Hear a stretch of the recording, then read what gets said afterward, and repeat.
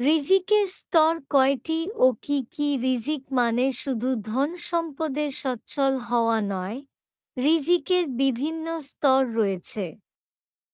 বেশিরভাগ মানুষ রিজিক বলতে শুধু ধনদৌলত অর্থাৎ আর্থিক সচ্ছলতা বোঝেন। সমাজে যারা আর্থিকভাবে সচ্ছল তাদের বেশি রিজিক প্রাপ্ত এবং যারা আর্থিকভাবে অসচ্ছল তাদের কম রিজিক প্রাপ্ত ভাবা হয়। অথচ ধন সম্পদ বা টাকা পয়সা হল রিজিকের সর্বনিম্ন স্তর। রিজিকের আরও বেশ কিছু স্তর রয়েছে, সেগুলো হল: সর্বনিম্ন স্তর। রিজিকের সর্বনিম্ন স্তর হল আর্থিক সচ্ছলতা। এটাই একমাত্র স্তর নয়। রিজিক বলতে শুধু ধন সম্পদ, টাকা পয়সায় সচ্ছলতা অর্জন, এমনটি বোঝা এবং এমন বুঝের ওপর অটল থাকা অজ্ঞতার পরিচায়ক। রিজিকের সংজ্ঞায় বলা হয়েছে, দুনিয়াতে যা কিছু মানুষকে উপকৃত করে সবই রিজিক। আল্লাহ তাআলা পবিত্র কোরআনে ইরশাদ করেছেন, ধন সম্পদ আর সন্তান সন্ততি পার্থিব জীবনের শোভা। সূরা কাহাফ আয়াত ৪-৬। আমরা যে ধন সম্পদ উপার্জনের জন্য লালায়িত থাকি, পবিত্র কোরআন ও হাদিসে তাকে ফিতনা ও পরীক্ষা বলা হয়েছে। রিজিকের প্রথম ও প্রধান স্তর ভেবে যা অর্জনের নেশায় ডুবে থাকি, প্রকৃত অর্থে তা রিজিকের সর্বনিম্ন স্তর ও শোভা মাত্র। আল্লাহ তাআলা ইরশাদ করেছেন, জেনে রাখো, নিশ্চয়ই তোমাদের ধন সম্পদ ও সন্তান সন্ততি ফিতনা বা পরীক্ষা, আর আল্লাহর কাছে রয়েছে মহা পুরস্কার। সূরা আনফাল আয়াত ২-৮। রাসূলুল্লাহ বলেছেন, প্রত্যেক উম্মতের জন্য ফিতনা রয়েছে, আর আমার উম্মতের ফিতনা হল ধন সম্পদ। তিরমিজি হাদিস ২৩৩৬। মুসনাদে আহমাদ হাদিস ১৭৪৭১। সর্বোচ্চ স্তর। রিজিকের সর্বোচ্চ স্তর হল শারীরিক ও মানসিক সুস্থতা। আল্লাহ তাআলা পবিত্র কোরআনে ইরশাদ করেছেন, এবং আমি যখন অসুস্থ হই তখন তিনি আল্লাহ আমাকে সুস্থতা দান করেন। সূরা শুআরা আয়াত ৮-০। ইবনে আব্বাস এর বিবরণে আছে যে রাসূলুল্লাহ বলেছেন, এমন দুটি নিয়ামত রয়েছে বেশিরভাগ মানুষ যার ব্যাপারে ধ্যাকায় পতিত: সুস্বাস্থ্য ও অবসর। বুখারী হাদিস ৬৪১২। ইবনে মাজাহ হাদিস ৪১৭০। রাসূলুল্লাহ সুস্থতাকে উৎকৃষ্ট নিয়ামত আখ্যা দিয়ে বলেছেন, সুস্বাস্থ্য ও সুস্থতা অর্থ সম্পদের চেয়েও মূল্যবান নিয়ামত।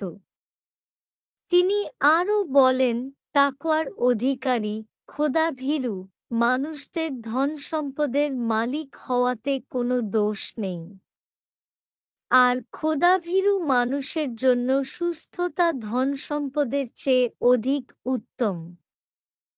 মনের প্রফুল্ল নিয়ামতরাজির অন্তর্ভুক্ত। ইবনে মাজাহ হাদিস ২১৪১। সর্বোত্তম স্তর। রিজিকের সর্বোত্তম স্তর হল পুণ্যবতী স্ত্রী ও নেককার সন্তান সন্ততি।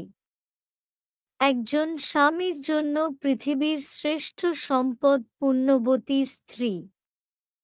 একইভাবে একজন স্ত্রীর জন্য পৃথিবীর শ্রেষ্ঠ সম্পদ পুণ্যবান স্বামী। নারীর সংস্পর্শ ছাড়া কোনো পুরুষের জীবন এবং পুরুষের সংস্পর্শ ছাড়া কোনো নারীর জীবন পূর্ণতা লাভ করে না। দাম্পত্য জীবনে স্ত্রী যদি পুণ্যবতী হন এবং স্বামী যদি হন পুণ্যবান, স্বর্গরাজ্যে পরিণত হয় সংসার। রাসূলুল্লাহ শাহ বলেছেন, পার্থিব জগৎ হল ক্ষণিকের উপভোগের বস্তু। আর পার্থিব জগতের সর্বোত্তম সম্পদ হল পুণ্যবতী স্ত্রী। মুসলিম হাদিস ১৪৬৭, মুসনাদে আহমাদ হাদিস ৬৫৬৭। পুণ্যবতী স্ত্রীর পাশাপাশি নেক সন্তান বান্দার প্রতি আল্লাহ তাআলার সর্বোত্তম উপহার।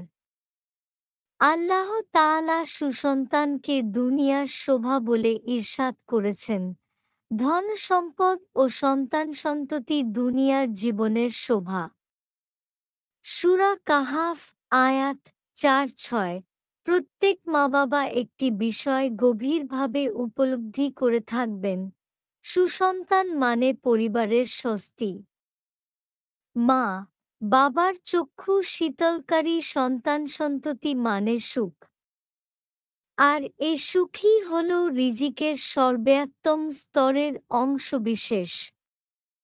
পরিপূর্ণ স্তর রিজিকের পরিপূর্ণ স্তর হল আল্লাহ তাআলার সন্তুষ্টি। প্রত্যেক মুমিন মুসলিম বান্দার জীবনের একমাত্র উদ্দেশ্য হওয়া উচিত আল্লাহ তাআলার সন্তুষ্টি। আল্লাহ তাআলা পবিত্র কোরআনে ইরশাদ করেছেন, আল্লাহর সন্তুষ্টি হচ্ছে সবচেয়ে বড় এবং এটিই সবচেয়ে বড় সাফল্য। সূরা তওবা আয়াত ৭-২। আবু উমামা আল বাহেলি রা এর বর্ণনায় আছে যে রাসূলুল্লাহ শাহ বলেছেন, আল্লাহ তাআলা শুধু ওই আমল কবুল করবেন যা শুধু তাঁর জন্য করা হবে এবং যে আমল দ্বারা একমাত্র আল্লাহর সন্তুষ্টি অর্জন করা উদ্দেশ্য হবে। নাসাঈ হাদিস ৩১৪০। আবশ্যক স্তর রিজিকের আবশ্যক স্তর হল ঈমান। মুসলিমের জীবনে ঈমান অর্জনের চেয়ে বড় কোনো রিজিক ও নিয়ামত নেই। ঈমানের নিয়ামত যাদের অর্জন হয়েছে, সৌভাগ্যবান তারা। আল্লাহ তাআলা পবিত্র কোরআনে ইরশাদ করেছেন, তারা ইসলাম গ্রহণ করে আপনাকে ধন্য করেছে মনে করে। বলুন, তোমরা ইসলাম গ্রহণ করে আমাকে ধন্য করেছ মনে করো না, বরং আল্লাহ তাআলাই ঈমানের দিকে পরিচালিত করে তোমাদের ধন্য করেছেন যদি তোমরা সত্যবাদী হও। সূরা হুজরাত আয়াত ৬১। উসমান রা থেকে বর্ণিত, রাসূলুল্লাহ শাহ বলেছেন, আল্লাহ তাআলার প্রতি বিশ্বাস, যিনি এক ও অদ্বিতীয়, নিয়ে যে ব্যক্তি মৃত্যুবরণ করবে সে অবশ্যই জান্নাতে প্রবেশ করবে। মুসলিম হাদিস ২-৬। কোনো গবেষক কোরআন হাদিসের বিভিন্ন বর্ণনার আলোকে জ্ঞান বা হিকমা অর্জন করা এবং মুমিন বান্দাদের ভালোবাসা প্রাপ্তিকেও রিজিকের স্তর হিসেবে ব্যক্ত করেছেন। পবিত্র কোরআনে আল্লাহ তাআলা ইরশাদ করেছেন, তিনি যাকে ইচ্ছা প্রজ্ঞা দান করেন এবং যাকে প্রজ্ঞা দান করা হয় নিশ্চয়ই তাকে প্রভূত কল্যাণ দেওয়া হবে। জ্ঞানবান ব্যক্তিরা ছাড়া কেউ এটা উপলব্ধি করতে পারে না। সূরা বাকারা আয়াত ২৬-৯। মুমিন বান্দার প্রতি মুমিন বান্দার ভালোবাসাও এক প্রকার রিজিক বা নিয়ামত। কারণ আল্লাহ তাআলা যে বান্দাকে ভালোবাসেন তার প্রতি ঈমানদারদের মনে ভালোবাসা সৃষ্টি করে দেন। আবু হুরায়রা রা বর্ণনা করেছেন যে রাসূলুল্লাহ শাহ বলেছেন, আল্লাহ তাআলা যখন কোনো বান্দাকে ভালোবাসেন তখন তিনি জিব্রাইল কে ডেকে বলেন, আমি অমুক বান্দাকে ভালোবাসি, তাই তুমিও তাকে ভালোবাস। কাজেই জিব্রাইল তাকে ভালোবাসেন।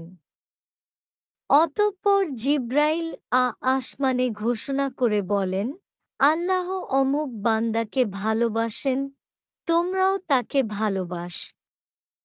তখন তাকে আসমানবাসীরা ভালোবাসেন এবং পৃথিবীবাসীদের মধ্যেও তাকে গ্রহণীয় বানানো হয়। বুখারী, হাদিস ৭৪৮৫।